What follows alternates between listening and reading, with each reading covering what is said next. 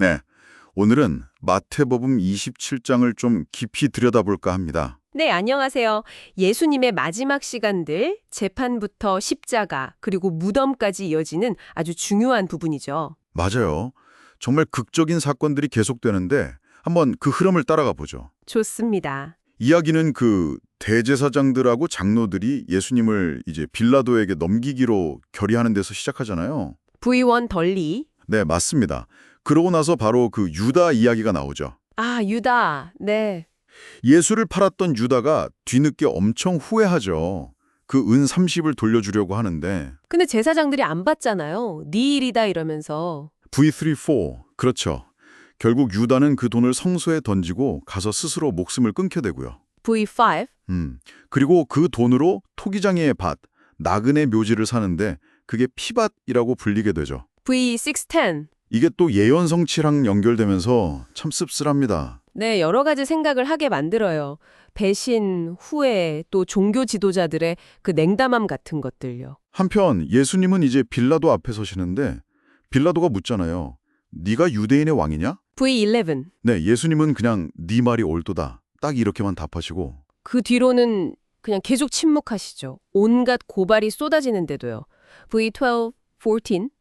빌라도가 그래서 되게 놀랐다고 기록되어 있어요. 그 침묵이 참 인상적입니다. 어떤 권위, 또 뭐랄까 상황을 초월한 듯한 그런 평온함이 느껴지기도 하고요. 일반적인 반응은 아니니까요. 빌라도 입장에서는 당황스러웠을 것 같아요. 그렇죠. 뭔가 이 사람은 다르다 느꼈을 수 있죠. 그리고 당시 명절에는 죄수 하나를 놓아주는 관례가 있었잖아요. V15. 네, 그래서 빌라도가 군중들에게 묻죠. 바라바냐, 예수냐. 빌라도는 사실 예수님이 시기 때문에 넘어온 걸 알았다고 하죠. 심지어 아내가 꿈 때문에 예수님 건드리지 말라고 전갈까지 보내는데 맞아요. 빌라도는 어쩌면 예수를 풀어주고 싶었을 수도 있어요. 근데 이제 분위기가 이상해지죠. 대제사장들과 장로들이 군중들을 막 선동하고 네.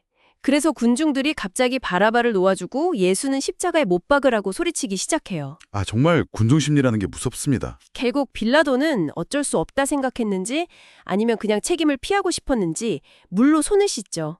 나는 이 사람 피에 대해 무죄하다. 너희가 책임져라. 이렇게요. 그러자 군중들은 더 나아가서 그 피를 우리와 우리 자손에게 돌려라 이렇게 외치잖아요. 참 끔찍한 장면이에요. 개인의 책임 또 지도자의 역할 이런 걸 생각하게 되네요. 네. 결국 바라바는 풀려나고 예수님은 채찍질 당한 뒤 십자가형을 받게 됩니다. 그 다음에는 이제 로마 군병들에게 온갖 조롱을 당하시죠. 홍포 입히고 가시관 씌우고 침 뱉고 아, 네. 인간이 겪을 수 있는 최대치의 모욕과 고통을 겪으시는 거죠. 그리고 십자가를 지고 가시다가 구레네 사람 시몬이 억지로 돕게 되는 장면도 나오고요. 네. 골고다, 해골의 곳이라고 불리는 곳에서 결국 십자가에 못 박히십니다. 두 강도와 함께요. 거기저도 조롱은 계속되죠. 지나가는 사람들, 종교 지도자들, 같이 달린 강도까지. 네가 하나님의 아들이면 내려와 봐라. 남은 구원하면서 자기는 못 구원하네. 이런 식의 조롱들이죠. 그리고 정오부터 오후 3시까지 3시간 동안 온 땅에 어두움이 임했다고 기록되어 있습니다. V45. 네, 아주 의미심장한 현상이죠. 그때 예수님이 크게 소리 지르시잖아요. 엘리 엘리 라마 사박다니 나의 하나님 나의 하나님 어찌하여 나를 버리셨나이까. 정말 처절하게 들려요. 시편 22편의 그 시작 구절인데 인간적인 고뇌와 하나님과의 관계 속에서의 그 깊은 절규를 보여주는 거죠. 주변 사람들은 이걸 또 엘리야를 부른다고 오해하기도 하고요. 네. 그리고 예수님이 마지막 숨을 거두시는 순간 50. 성전 휘장이 위에서 아래로 쫙 찢어지고 지진이 나고 바위가 터지고 무덤들이 열리고 51, 52, 53. 초자연적인 일들이 막 일어나죠. 그렇죠. 특히 그 성전 휘장이 찢어진 건 하나님과 인간 사이의 장벽이 허물어졌다. 이런 상징적인 의미로 많이 해석됩니다. 이 모든 걸 지켜본 로마 백부장이 뭐라고 고백하죠? 이는 진실로 하나님의 아들이었도다. 54. 이건 정말 극적인 반전 같은 고백이죠. 네, 그 현장에 있던 이방인 군인의 입에서 나온 말이라 더 울림이 있는 것 같아요. 예수님의 죽음이 그냥 평범한 죽음이 아니라는 걸 강하게 보여주는 거죠. 날이 저물고 이제 아리마대 사람 요셉이라는 제자가 등장합니다. 부자였다고 하죠. 57. 네, 이 사람이 용기를 내서 빌라도에게 예수님 시신을 달라고 요청해요. 58. 그리고 자기 새 무덤에 시신을 잘 모시고 큰 돌로 입구를 막죠. 59 and 60. 맞아요. 그때 막달라 마리아하고 다른 마리아가 그 무덤 맞은편에 있었다고 기록되어 있고요. 그런데 이야기가 여기서 끝나지 않죠. 다음날 대제사장들과 바리새인들이 또 빌라도를 찾아가요. 네. 예수님이 전에 사흘 후에 내가 다시 살아날 거다 했던 말을 기억해낸 거예요. 그래서 제자들이 시체를 훔쳐가고 부활했다고 거짓말할까 봐 걱정이 된 거죠. 그렇죠. 그래서 빌라도에게 무덤을 좀 단단히 지켜달라 이렇게 요청합니다. 빌라도는 너희에게 경비병이 있으니 가서 힘껏 지켜라 이렇게 허락하고요. 네. 그래서 그들이 가서 돌을 임봉하고 경비병을 세워서 무덤을 아주 굳게 지킵니다.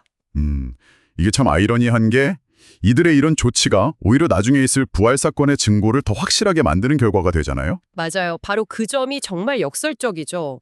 그들의 불안이 오히려 증거를 확보해 준 셈이니까요. 네, 이렇게 마태복음 27장은 예수님의 마지막 시간들을 숨가쁘게 따라가면서 권력, 배신, 책임, 믿음, 또 죽음과 그 너머의 희망까지 정말 많은 것들을 생각하게 만듭니다. 오늘 저희가 함께 살펴본 이 많은 장면들 속에서 혹시 당신의 마음을 가장 강하게 붙잡는 장면이나 인물은 무엇이었는지 한번 떠올려 보시면 어떨까요?